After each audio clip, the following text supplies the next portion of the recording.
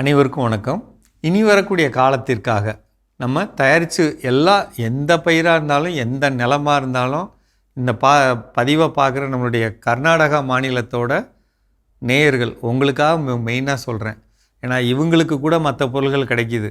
இந்த கர்நாடகா மாநிலம், அதே மாதிரி ஆந்திராவில் நெல்லூர் பகுதியிலேருந்து பேசுனீங்கள்ல, திருப்பதி பகுதியிலேருந்து, உங்களுக்காக தான் சொல்கிறேங்க. ஞாயிற்றுக்கிழமைகளில் கிடைக்கிற மீன் அல்லது மீன் கழிவை பயன்படுத்தி மீன் அமிலம் தயார் பண்ணுங்கள். சுருக்கமாக சொல்கிறாங்க, மீன் அமிலம் எப்படி தயாரிக்கிறது? நாட்டு சர்க்கரை அல்லது பழுப்பு நிற வெல்லம் உடச்சி ஞாயிற்றுக்கிழமை வாங்க போகிறீங்கன்னா சனிக்கிழமையே ஒவ்வொரு கிலோ பாக்கெட்டாக போட்டு வச்சுக்கோங்க. ஒரு 5 எவ்வளோ கிடைக்குமோ அதுக்கேற்ற மாதிரி 5 கிலோ பாக்கெட் போட்டு வச்சுக்கோங்க. ஒரு மூடி உள்ள ஒரு பாத்திரம் அல்லது பெயிண்ட்டு டப்பா, 40 லிட்டர் பெயிண்ட்டு டப்பா, அதை வச்சுக்கோங்க. ஞாயிற்றுக்கிழமை காலையில் போய் 7 மணிக்கு அந்த மீன் கடையில் கொடுத்தீங்கன்னா 9 மணி வரையிலும் அவங்க எவ்வளவு கழிவுகள் கிடைக்குதோ அதை அதுக்குள்ளே போட வைங்க. ரொம்ப நேரம் ஆக்காதீங்க. கழிவுகள் ஃப்ரெஷ்ஷாக இருக்கிற மாதிரி பார்த்துக்கங்க. அழுகுனது வேண்டாம். அது முடிஞ்ச அளவுக்கு எலும்பு இல்லாமல் இருந்தால் பரவாயில்ல, இல்லை எலும்போடையும் குடல் இந்த பகுதி இருந்தால் பரவாயில்ல. இல்லைங்க எனக்கு மீனே குறைந்த விலையில் கிடைக்கும், சந்தோஷம். குட்டி குட்டியாக நறுக்கி உள்ளே போட்டுருங்க. எவ்வளவு கிலோ கிடைக்குதோ, இப்போ 5 கிலோ கழிவு அல்லது 5 கிலோ மீன் கிடைக்குதுன்னா நம்ம ஒவ்வொரு பேக்கெட்டாக கொண்டு போகணும் இல்லைங்களா? அதை 5 அங்கேயே கொட்டி ஒரு ஆட்டி விட்டு மூடி போட்டு தூக்கிட்டு வந்துடுங்க. இல்லை எனக்கு 3 கிலோ தான் கிடைக்கும், அப்போ 3 கிலோ பேக்கெட்டை மட்டும் உள்ளே போடுங்க. அதுக்கு தான் நான் முன்னாடியே கட்டி வைக்கிறது. எங்கே தப்பு பண்ணக்கூடாது? மீன் கழிவு எடுத்தோம்னா ஒரு சில பேர் காலையில் வாங்கிட்டு வந்து மதியம் செய்கிறேன்பாங்க. அப்படின்னாலே கெட்டு போயிடும். கெட்டு போனதை நீங்கள் செஞ்சிங்கன்னா காசும் வேஸ்ட்டு, நம்மளுடைய காலம் போயிடும். இதை போட்டு மூடி வச்சிடணும். மேலே ஒரு பேனால் எழுதி போட்டுருங்க, இன்றைக்கி தயாரித்தது. அப்போ இப்படி வச்சிட்டிங்கன்னா இதிலிருந்து 21 நாள் கழித்து பார்த்தீங்கன்னா ஒரு பஞ்சாமிர்தம் மாதிரி ஒரு பொருள் கிடைக்கும். அதான் மீன் அமிலம். ஓகேங்களா?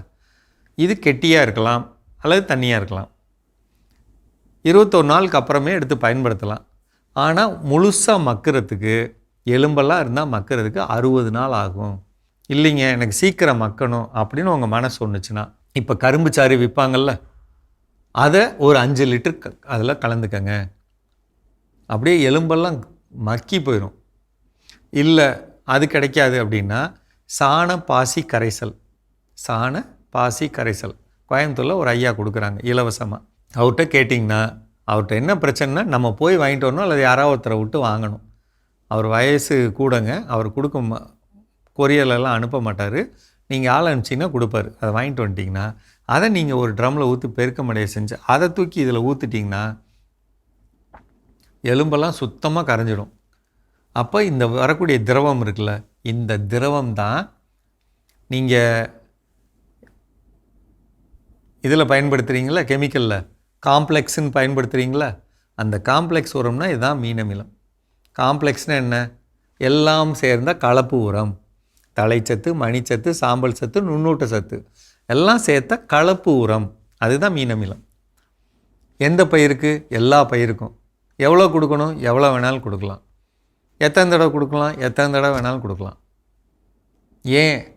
அந்த மண்ணுக்கு அவ்வளோ தேவை இருக்குது. இந்த காலத்தில் தேவை இருக்குது. எல்லா பயிர்களும் கொடுக்கலாம். இப்போ மீன் நம்ம எதுக்கு சாப்பிட்றோம்? நம்ம உடம்புக்கு தேவைப்படக்கூடிய புரோட்டீன் சத்து கிடைக்க, உடம்புக்கு வேணுங்கிற அமினோ அமிலங்கள் கிடைக்க, அதுக்கு தான் நம்ம அதை சாப்பிட்றோம். அதுதான் பயிர்களுக்கும் தேவை. நீங்கள் வேறு எந்த இடுபொருள் கொடுத்தாலும் அது அமினோ அமிலமாக மாறி தான் இந்த உடம்புக்குள்ளே போகும். அமினோ அமிலமாக மாறி தான் பயிரோட உடம்புக்குள்ளே போகும். நம்ம அமினோ அமிலமே கொடுக்குறோம். மீன் அமினோ அமிலம், உடனடி வளர்ச்சி இருக்கும். செஞ்சு பார்க்குறீங்களா? வாழையிலெல்லாம் பிரமாதமான ரிசல்ட் வரும். செஞ்சு பாருங்கள். மீண்டும் சந்திப்போம்.